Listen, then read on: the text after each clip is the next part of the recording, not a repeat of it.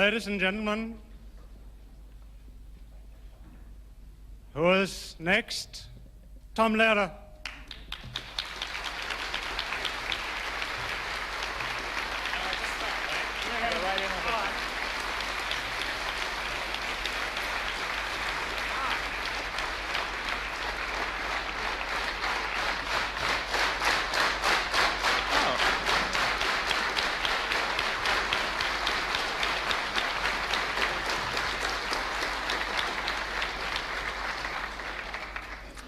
What a pleasure. I've been invited here for reasons which escape me to sing some of the songs with which I have been boring American audiences for many years. And most of these songs, I suspect, as a matter of fact, that the whole idea was part of a communist plot to undermine Danish-American relations. Or maybe it's our revenge for Victor Borge. But at any rate, all of these songs were really part of a huge scientific project to which I have devoted most of my life, namely the attempt to prolong adolescence beyond all previous limits. I understand that everybody in Denmark speaks English, but I don't know if you speak American. And I'm going to try and insert a brief explanation of each song before I sing it. There still may be some references which escape you. If so, I suggest that tomorrow morning you ring up the American Embassy, and I'm sure they'll have some useful suggestions for you. If that's too much trouble, I can only suggest that you approach this performance in the same spirit as you would, say, a performance of Götterdämmerung in German, namely that the sheer, overwhelming beauty of the music makes it unnecessary to understand exactly what's going on. Well, supposing we start with a really American song to test you out. Speaking of that, I never really thought I looked particularly American, but it turns out in Europe everybody can spot an American right away, and they come up to you on the street and they punch you and they say, "Get out of Vietnam," and things like that.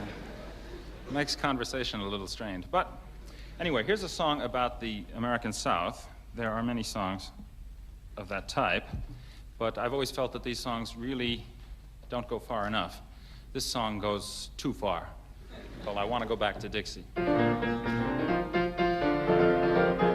I want to go back to Dixie. Take me back to dear old Dixie. That's the only little old place for little old me. Old times there are not forgotten, whopping slaves and selling cotton and waiting for the Robert E. Lee. It was never there on time. I'll go back to the Swanee where pellagra makes you scrawny and the jasmine and the tear gas smell just fine. I really am a fixin' to go back where there's no mixin' down below that Mason-Dixon line. Oh, won't you come with me to Alabama, back to the arms of my dear old mammy? Her cooking's lousy and her hands are clammy, but what the hell, it's home. Yes, for paradise the Southland is my nominee. Just give me a ham hock and a grit of harmony. I'm gonna start relaxing down in Birmingham or Jackson. When we're having fun, why, no one interferes. I want to talk with southern gentlemen and put that white sheet on again. I ain't seen one good lynching in years. The land of the boll weevil, where the laws are medieval, is calling me to come and nevermore roam. I want to go back to the Southland, that yawl and shut my mouth land, be it ever so decadent. There's no place like home. All right.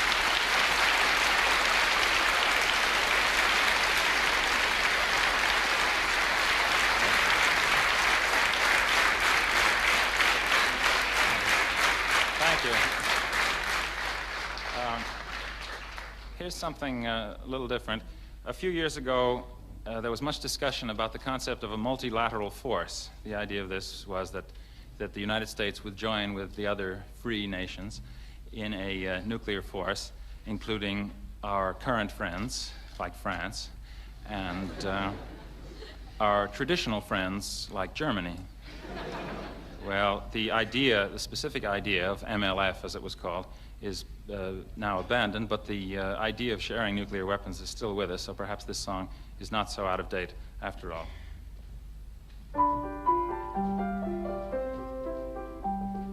Sleep, baby, sleep, in peace may you slumber. No danger lurks, your sleep to encumber. We've got the missiles, peace to determine, and one of the fingers on the button will be German. Why shouldn't they have nuclear warheads? England says no, but they all are soreheads. I say a bygone should be a bygone. Let's make peace the way we did in Stanleyville and Saigon. Once all the Germans were warlike and mean, but that couldn't happen again.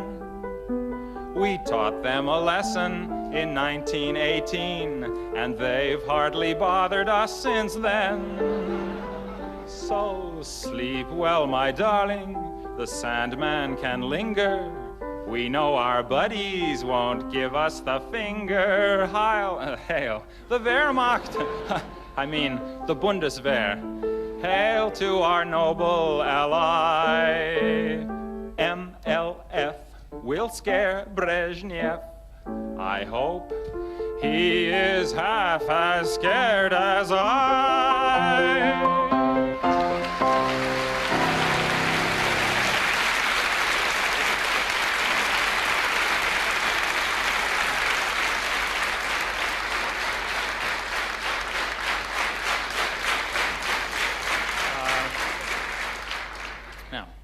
That was a little depressing, so I will sing you a cheerful, uplifting, rousing song, which is guaranteed to cheer you up.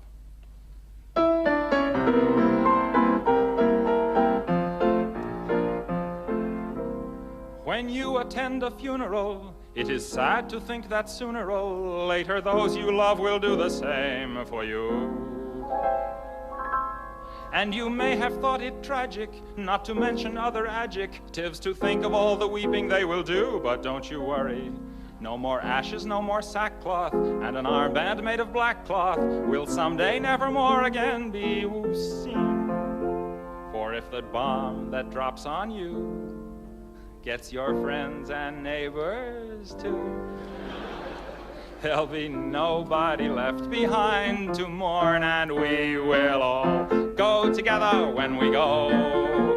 What a comforting fact that is to know. Universal bereavement and inspiring achievement. Yes, we all will go together when we go. We will all go together when we go, all suffused with an incandescent glow. No one will have the endurance to collect on his insurance. Lloyds of London will be loaded when they go. We will all fry together when we fry. We'll be French fried potatoes by and by. There will be no more misery when the world is our rotisserie. Yes, we all will fry together when we fry. We will all bake together when we bake. There'll be nobody present at the wake. With complete participation in that grand incineration, nearly 3 billion hunks of well-done steak. We will all char together when we char, and let there be no moaning of the bar. Just sing out a Te Deum when you see that ICBM, and the party will be come as you are. We will all burn together when we burn. There'll be no need to stand and wait your turn. When it's time for the fallout and St. Peter calls us all out, we'll just drop our agendas and adjourn. You will all go directly to your respective Valhallas. Go directly, do not pass go, do not collect $200. And we will all go together when we go. Every Hottentot and every Eskimo. When the air becomes Uranus, we will all go simultaneous. Yes, we all will go together when we all go together. Yes, we all will go together when we go. I'd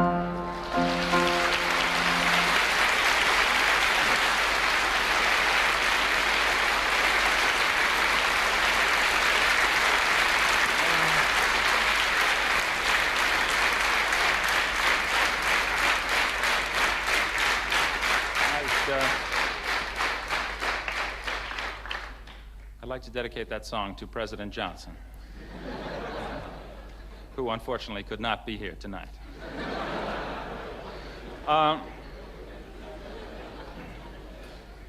There was a time when an American about to go overseas would be warned not to drink the water. But now we have such a water pollution problem, and an air pollution problem, for that matter, too, that if any of you are planning to visit the United States, I suggest you listen to the warning in this song.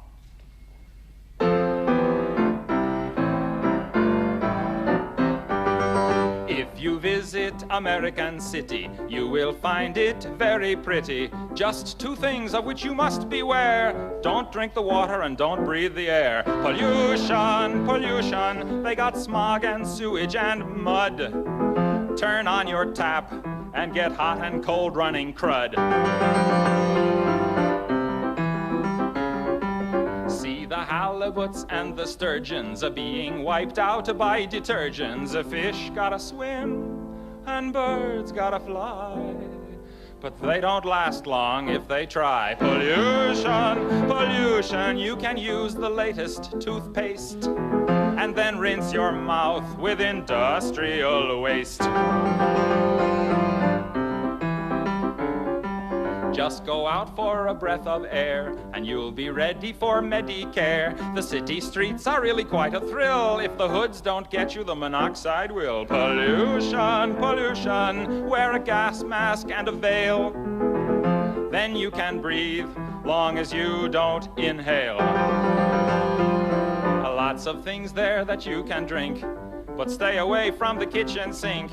Throw out your breakfast garbage, and I've got a hunch that the folks downstream will drink it for lunch. So go to the city, see the crazy people there, like lambs to the slaughter. They're drinking the water and breathing the air.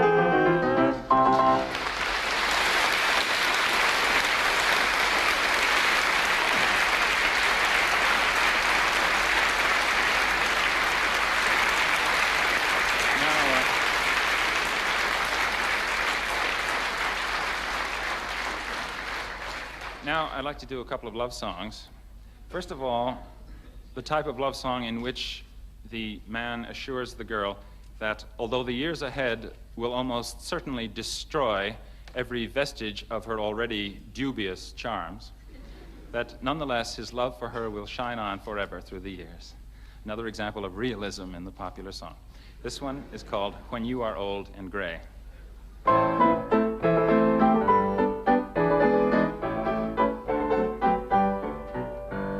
Since I still appreciate you, let's find love while we may. Because I know I'll hate you when you are old and gray. So say you love me here and now, I'll make the most of that.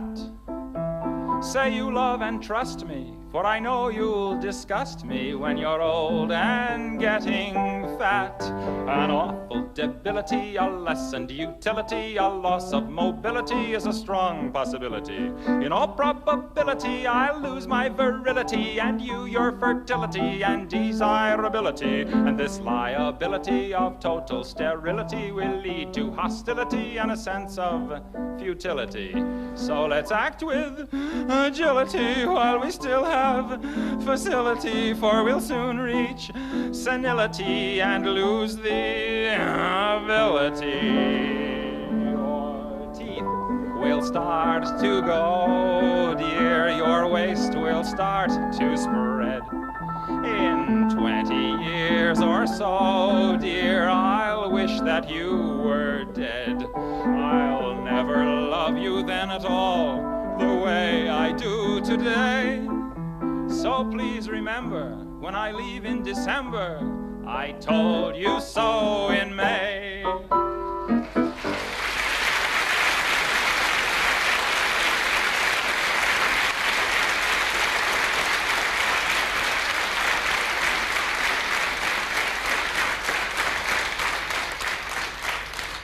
must confess that I wrote that song when I was 21 years old, and somehow it doesn't seem so funny anymore. But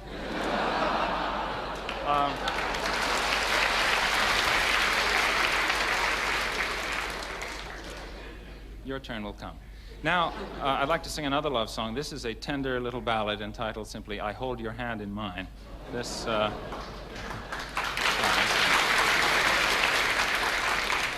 if I forget the words, you can help me out. Of all the songs that I have ever sung, this is the one that I have had the most requests not to. I hold your hand in mine, dear. I press it to my lips. I take a healthy bite from your dainty fingertips. My joy would be complete, dear, if you were only here. But still I keep your hand as a precious souvenir. The night you died, I cut it off. I really don't know why. For now, each time I kiss it, I get bloodstains on my tie. I'm sorry now I killed you, for our love was something fine. Until they come to get me, I shall hold your hand in mine.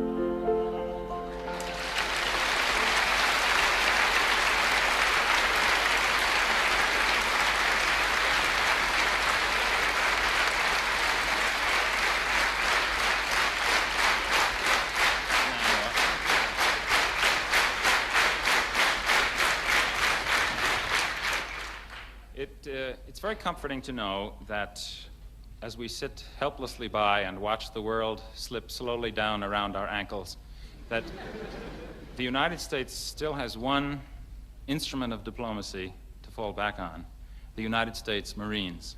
Here's a song about that.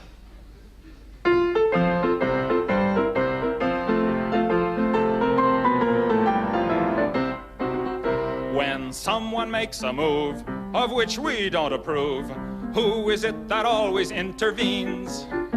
UN and OAS, they have their place, I guess. But first, send the Marines. We'll send them all we've got. John Wayne and Randolph Scott. Remember those exciting fighting scenes. To the shores of Tripoli, but not to Mississippi. What do? We send the Marines, for might makes right. Until they've seen the light, they've got to be protected, all their rights respected, till somebody we like can be elected. Members of the Corps all hate the thought of war. They'd rather kill them off by peaceful means. Stop calling it aggression. Ooh, we hate that expression. We only want the world to know that we support the status quo. They love us everywhere we go. So when in doubt, send the Marines.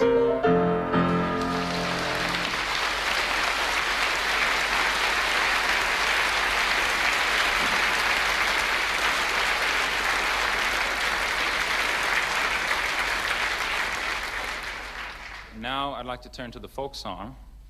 It's always seemed to me that the reason most authentic, genuine folk songs are so unbearable is that they were written by the people.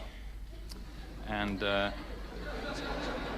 so I thought I'd try one myself. This one is an ancient Irish ballad which goes back as far as 1947 and has all the characteristics of that art form, in particular an idiotic refrain, rickety-tickety-tin, and hundreds of verses.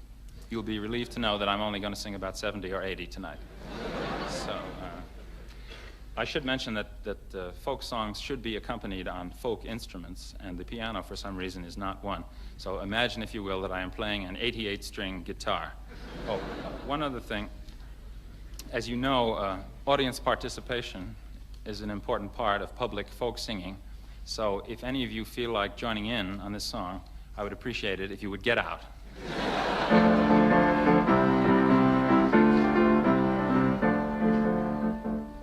About a maid I'll sing a song, sing rickety-tickety-tin. About a maid I'll sing a song who didn't have her family long. Not only did she do them wrong, she did every one of them in, She did every one of them in. One morning in a fit of pique, sing rickety-tickety-tin. One morning in a fit of pique, she drowned her father in the creek. The water tasted bad for a week, and we had to make do with gin, We had to make do with gin.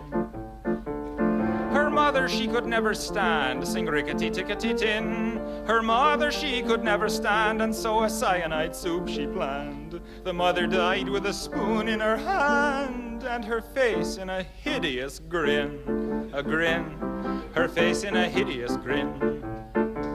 She weighted her brother down with stones, rickety-tickety-tin. She weighted her brother down with stones and sent him off to Davy Jones. All they ever found were some bones and occasional pieces of skin, occasional pieces of skin.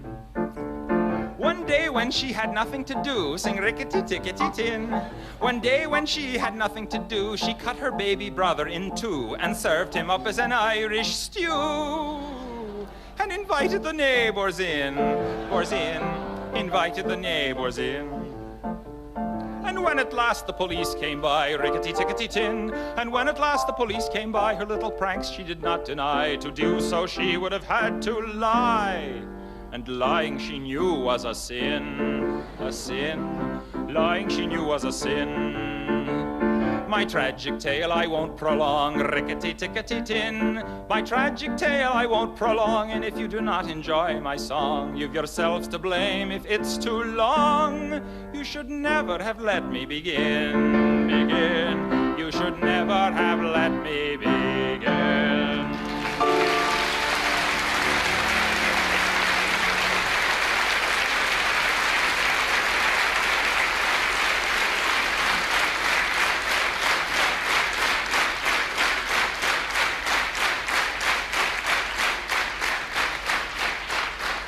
Now, here's a song I always get requests for, but I can't understand for the life of me why. It's simply the names of the chemical elements set to a Gilbert and Sullivan tune. I think the only reason I do it is to see if I still can. We'll try.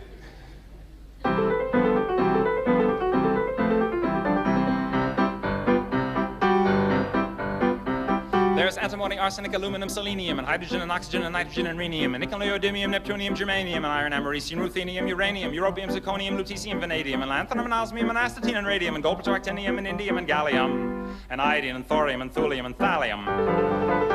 There's yttrium, ytterbium, actinium, rubidium, and boron, gadolinium, niobium, iridium, and strontium, and silicon, and silver, and samarium, and bismuth, bromine, lithium, beryllium, and barium. I left out one, actually. A new one was discovered since the song was written. It's called Lawrencium. So those of you who are taking notes can write it down in your programs.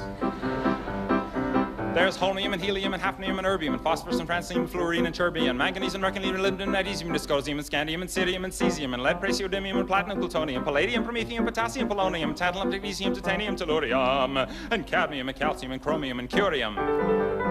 There's gold and californium and fermium, berkelium, and also mendelevium, einsteinium, nobelium, and argon, kryptonium, radon, xenon, zinc, and rhodium, and chlorine, carbon, cobalt, copper, tungsten, tin, and sodium.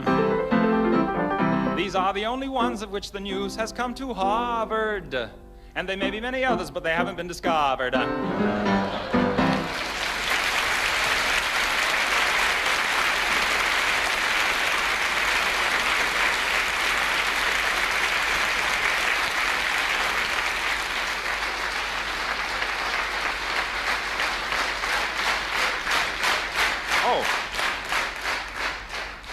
Thank you. You may be interested to know that there is an older, much earlier version of that song, which is due to Aristotle, and which goes like this. There's earth and air and fire and water.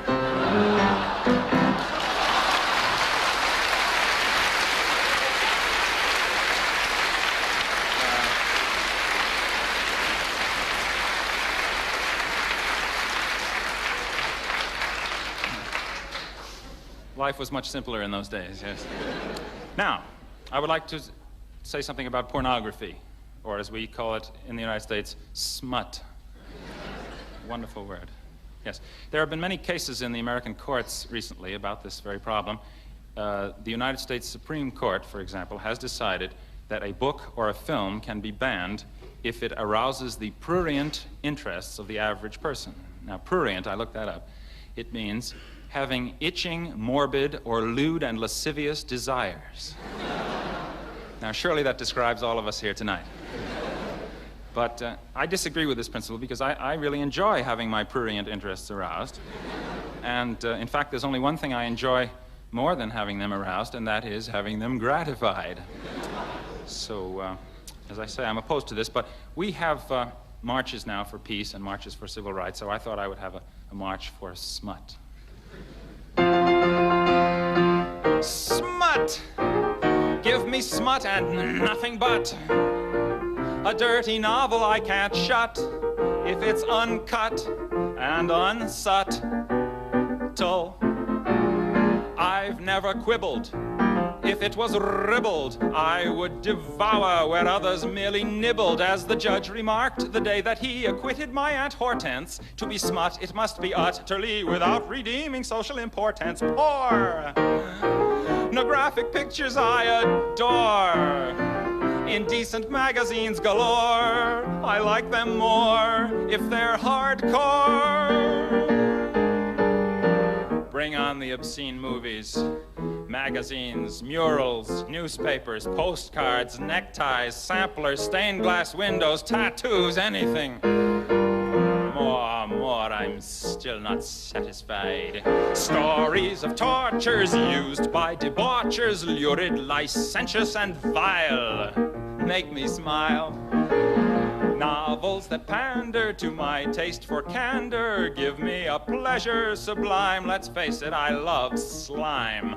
All books can be indecent books, though recent books are bolder. For filth, I'm glad to say, is in the mind of the beholder. When correctly viewed, everything is lewd. I can tell you things about Peter Pan and the Wizard of Oz. There's a dirty old man.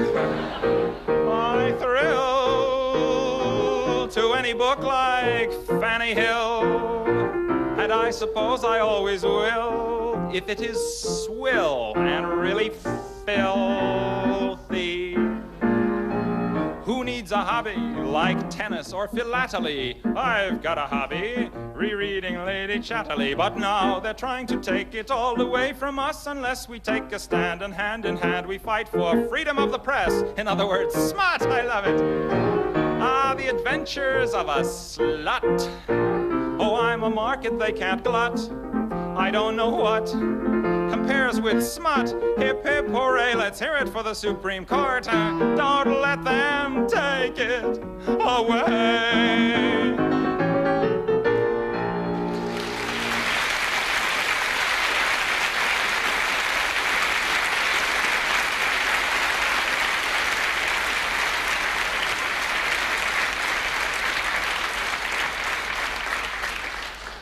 Now I'd like to tell you about a peculiar American custom of deer hunting. I think you have the similar thing over here, but you don't go about it in the same way. See, what happens, by the time I get back, it will be the deer hunting season, which I'm looking forward to. What happens is men put on bright red hats, and they go out in the woods, and they shoot at each other. And there's no penalty for this, and it's a lot of fun. So once in a while, someone even shoots a deer.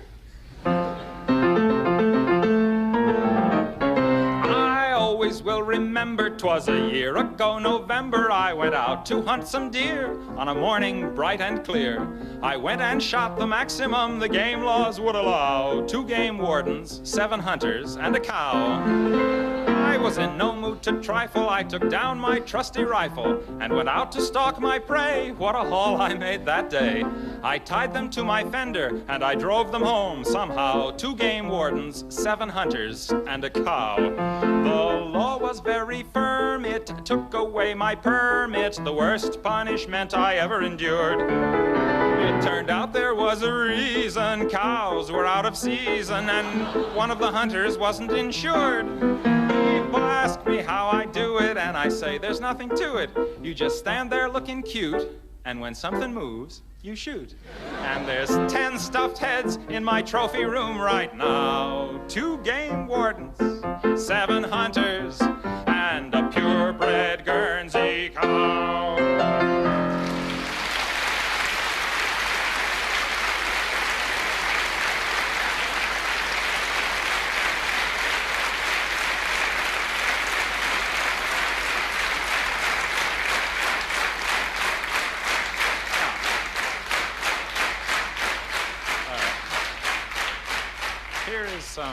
Here's a song about the nostalgia which people who come from small towns always seem to feel for their small town.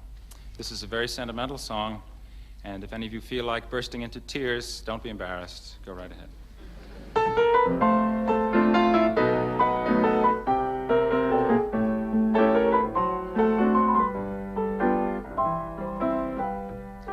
I really have a yen to go back once again, back to the place where no one wears a frown, to see once more those super special, just plain folks in my hometown.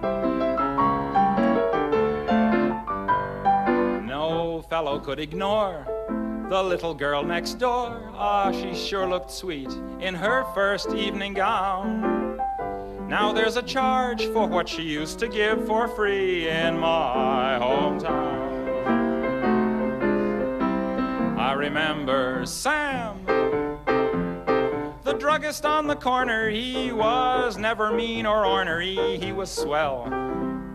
He killed his mother-in-law and ground her up real well, and sprinkled just a bit over each banana split. The guy that taught us math, who never took a bath, acquired a certain measure of renown. And after school, he sold the most amazing pictures in my hometown. That fellow was no fool who taught our Sunday school, and neither was our kindly Parson Brown. Jeg må hellere strue den linjen in my hometown. I remember Dan, he was the village idiot, and though it seems a pity it was so, he loved to burn down houses just to watch the glow, and nothing could be done because he was the mayor's son. The guy that took a knife and monogrammed his wife, then dropped her in the pond and watched her drown. Oh, yes, indeed, the people there were just plain folks in my hometown.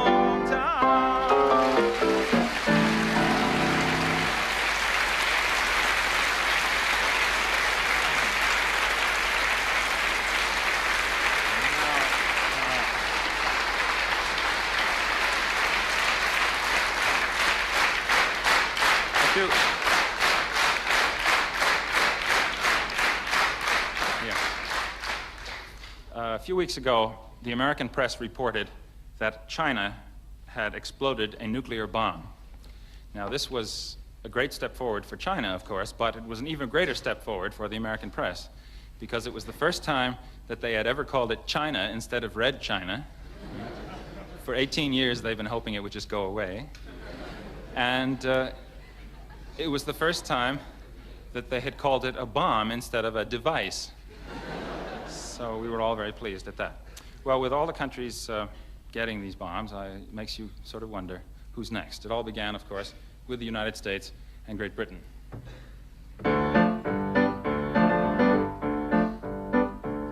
First we got the bomb, and that was good, 'cause we love peace and motherhood. Then Russia got the bomb, but that's okay, 'cause the balance of power is maintained that way. Who's next?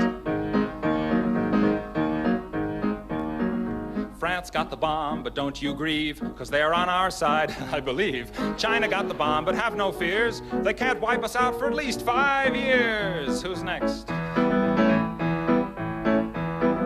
Then Indonesia claimed that they were gonna get one any day. South Africa wants two, that's right. One for the black and one for the white. Who's next?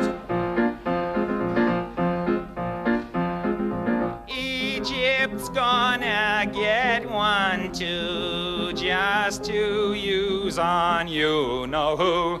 So Israel's getting tense, wants one in self-defense. The Lord is our shepherd, says the psalm, but just in case, we better get a bomb. Who's the next?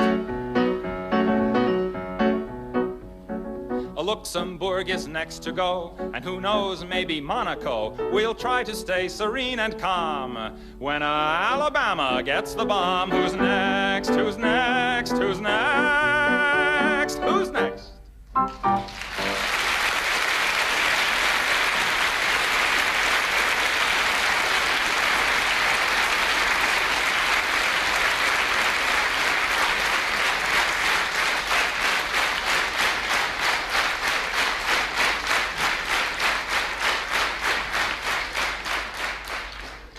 I don't think people have enough fun nowadays.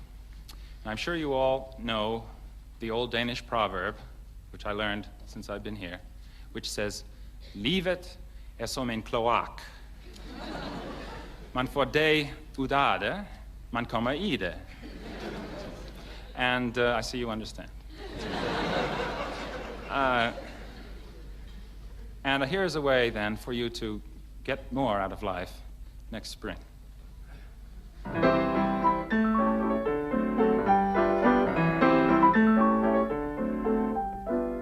Spring is here, the spring is here. Life is skittles and life is beer. I think the loveliest time of the year is the spring. I do, don't you? Of course you do. But there's one thing that makes spring complete for me, and makes every Sunday a treat for me. All the world seems in tune on a spring afternoon when we're poisoning pigeons in the park. Every Sunday you'll see my sweetheart and me as we poison the pigeons in the park.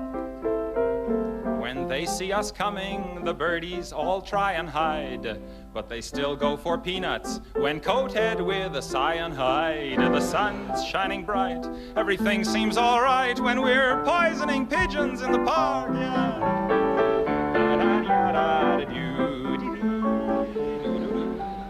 We've gained notoriety and caused much anxiety in the Audubon Society with our games. They call it impiety and lack of propriety and quite a variety of unpleasant names. But it's not against any religion to want to dispose of a pigeon. So if Sunday you're free, why don't you come with me and we'll poison the pigeons in the park? And maybe we'll do in a sparrow or two while we're poisoning pigeons in the park. We'll murder them all amid laughter and merriment, except for the few we take home to experiment. My pulse will be quickening with each drop of strychnine we feed to a pigeon. It just takes a smidgen to poison a pigeon in the park.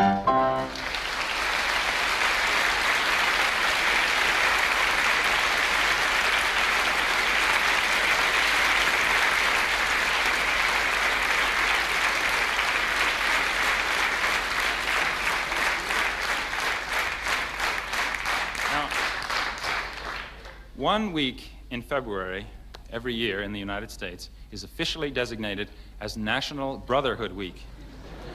I have to explain that to you. What it means is that during that week, everybody must stop whatever they're doing, burning, killing, whatever, and love everybody else. Now, I'm sure you all agree that we ought to love one another, and we know there are people in the world who do not love their fellow human beings, and I hate people like that. So here's a song about National Brotherhood Week.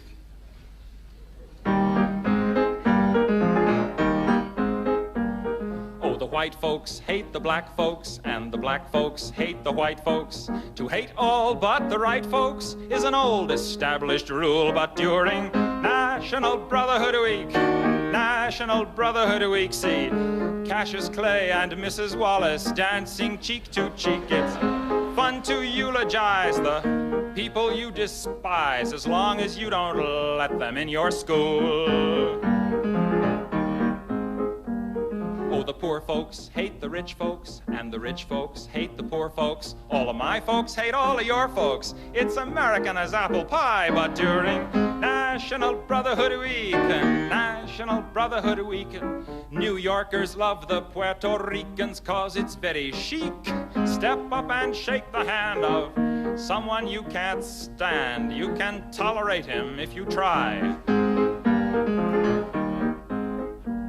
Oh, the Protestants hate the Catholics, and the Catholics hate the Protestants, and the Hindus hate the Muslims, and everybody hates the Jews. But during National Brotherhood Week, National Brotherhood Week, it's national everyone smile at one another hood week. Be nice to people who are inferior to you. It's only for a week, so have no fear. Be grateful that it doesn't last all year.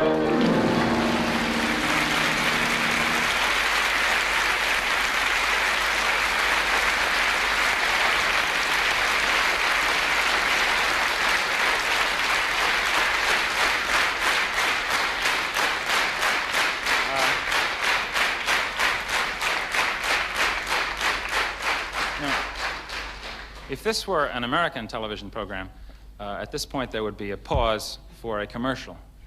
So to make me feel at home, I will deliver a short commercial. All these songs are from phonograph records which I have made. And so if you don't have them, rush down to your stores tomorrow, to the local record shop, and get them. And if the owner of your record shop does not have these records, I would appreciate it if you would punch him right in the teeth. That's the end of the commercial. Now,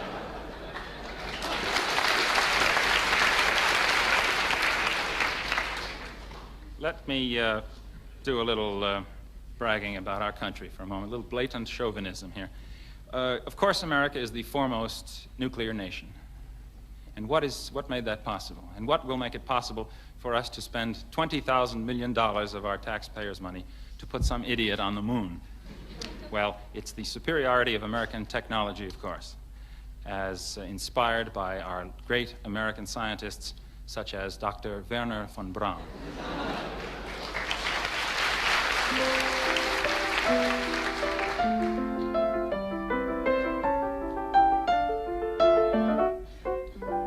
Gather round while I sing you of Wernher von Braun, a man whose allegiance is ruled by expedience. Call him a Nazi, he won't even frown. Nazi schmatzi, says Wernher von Braun. Don't say that he's hypocritical, say rather that he's apolitical. Once the rockets are up, who cares where they come down? That's not my department, says Wernher von Braun. Some have harsh words for this man of renown, but some think our attitude should be one of gratitude, like the widows and cripples in old London town, who owe their large pensions to Wernher von Braun. You too may be a big hero, once you've learned to count backwards to 0.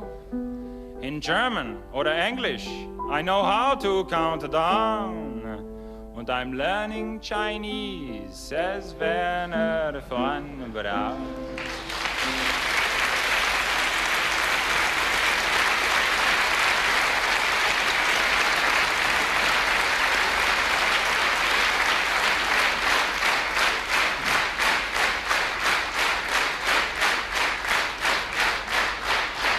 Now, every great war produces its great hit songs.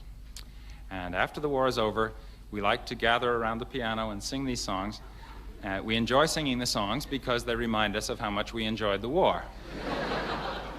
Now, World War III, of course, is almost upon us, as you know, by popular demand.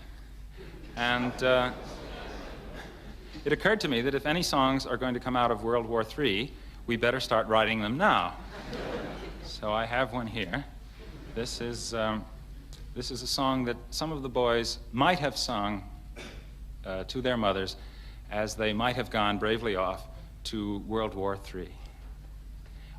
I should explain, in this song there's a reference to our two leading television commentators, Chet Huntley and David Brinkley. I thought this was particularly appropriate since, of course, as you know, World War III will be the first war to be on television. First World War, anyway. I certainly hope we all have color television by then.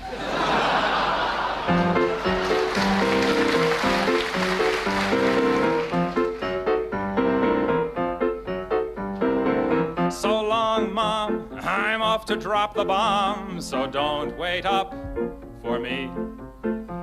But while you swelter down there in your shelter, you can see me on your TV.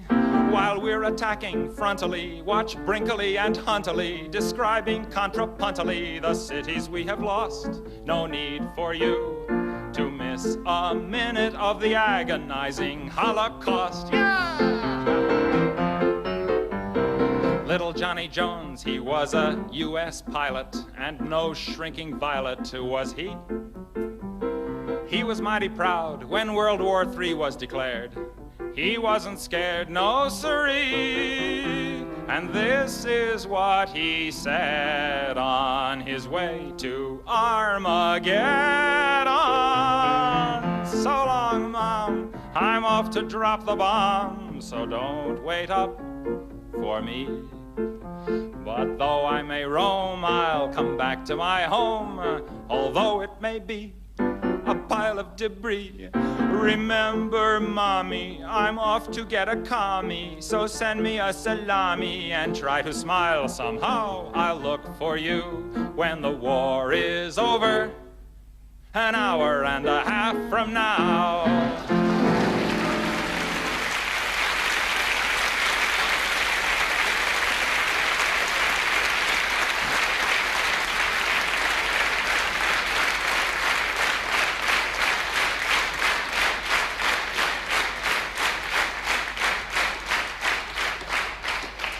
Well, it seems we have time for one more, and this is one I always like to close with.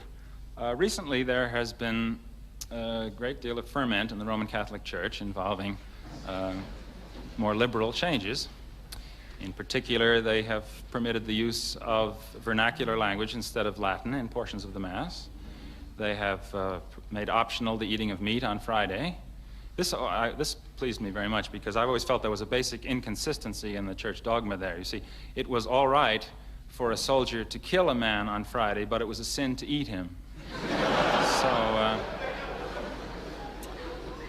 Also, they have permitted the use of some secular music in portions of the liturgy. And I think that last was a particularly good idea. And inspired me with the thought that if they really want to sell what they have to sell, what they should do is redo some of the liturgical music in real popular song forms. So I tried one with the ragtime form, and it is called the Vatican Rag.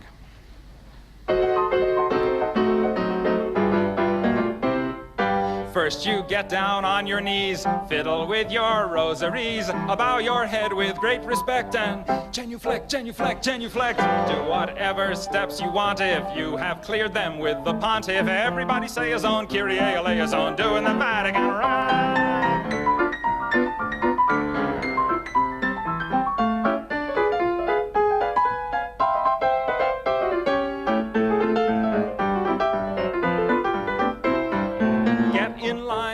Processional, step into that small confessional. They're the guy who's got religion. I'll tell you if your sin's original. If it is, try playing it safer. Drink the wine and chew the wafer. 2, 4, 6, 8. Time to transubstantiate. So get down upon your knees, fiddle with your rosaries, bow your head with great respect and genuflect, genuflect, genuflect. Make a cross on your abdomen. When in Rome, do like a Roman. Ave Maria, gee, it's good to see you. Getting ecstatic and sort of dramatic and doing the Vatican Rag.